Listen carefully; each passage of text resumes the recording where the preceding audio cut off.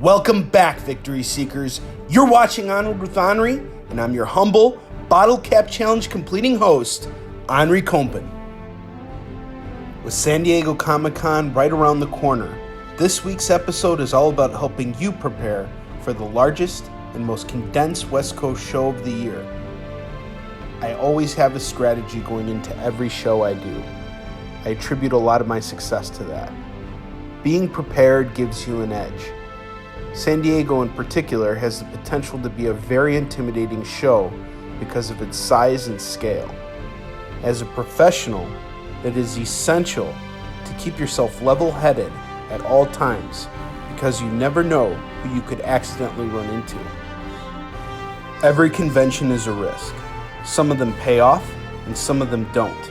In spite of how large San Diego Comic-Con is, it is just another show. Still, I have a lot riding on San Diego this year, and my intent here is to ensure victory with the sellout. I remember my first time doing San Diego Comic-Con in 2011. Back then, I had absolutely no idea what to expect. I just came up with this crazy notion in my head that I could somehow sell 1,000 comics over the course of the convention. Since I was still new to the game back then, I figured this was my chance to gain some notoriety for my selling abilities. Perhaps someone from Marvel or DC would magically take notice of it and offer me some sort of role.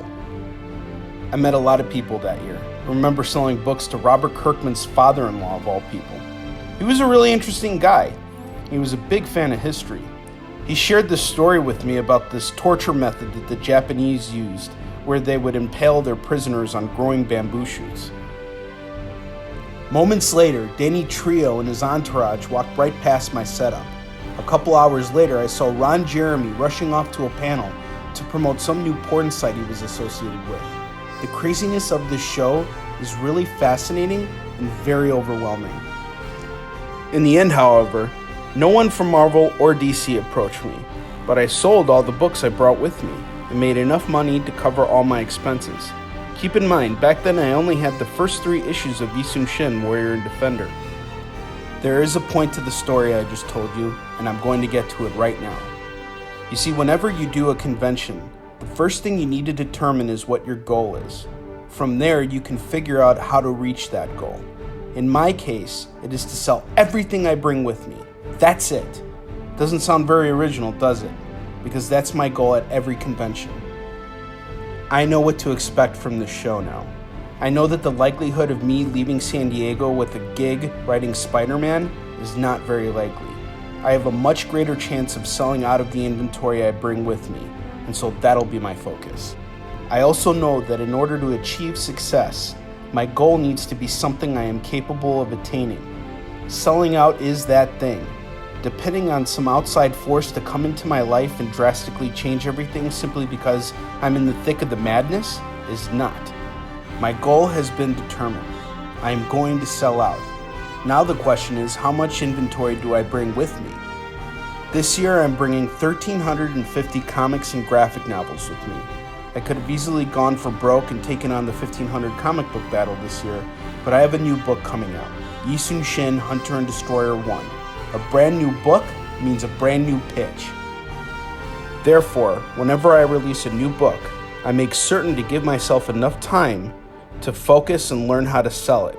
Why 1,350 books? Because last year I did 1,300, so I know that the probability of me doing that again this year is very likely. And I also know that I can sell 50 copies of my newest book, so I'm confident that over the course of the 4.5-day show, I can pull off this incredible feat. So I have the means and the method, but now I need to make sure that I come out of this show ahead. If I wasn't making money at San Diego Comic-Con, believe me, I wouldn't waste my time doing it. One of the greatest parts about this show is that my setup is stupidly simple and would leave many people scratching their heads. Ever since my first year doing this show, I worked out a deal with Southern California Comics, owned and operated by the great Jamie Newbold, author of The Forensic Comicologist, as well as a past guest on the show. Over the years, Jamie and I have developed a great rapport with one another, and he has graciously invited me to sell from his booth every year I've done San Diego. He's one of my favorite people in this business, and his crew is a delight to be around. Most creators need more space to showcase their stuff. I've learned to manage otherwise, and to be honest, it's very liberating. My setup time is minimal, and I can still move the same amount of inventory at this show as I do at the other large conventions I attend throughout the year.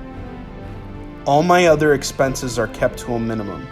I'm not staying in a luxurious hotel because it's not like I'm going to be getting any sleep anyway. My diet is boring when I travel because I don't want to blow all my money on food. I'm here to make money. I'll enjoy the luxuries of life when I'm with my family. I know what I'm here to do, and I will get the job done. So to bring it all back around, the lesson here, Victory Seekers, is to know thyself and what thyself is capable of achieving. Once you determine this, you too will have a strategy, and because you're leaving nothing up to chance, the likelihood of your success will no doubt increase. But even if you don't achieve your goals, be mindful of the lessons you learn. You're bound to scrape your knees from time to time, and that's okay. My early experiences doing San Diego were nightmarish at times, but I figured it out now, and if you keep the faith, so will you. Next week, we'll find out if my strategy goes according to plan. See you all next week, my friends, and whether you're going to San Diego or not, I hope that this episode has been fruitful to you. Onward to victory!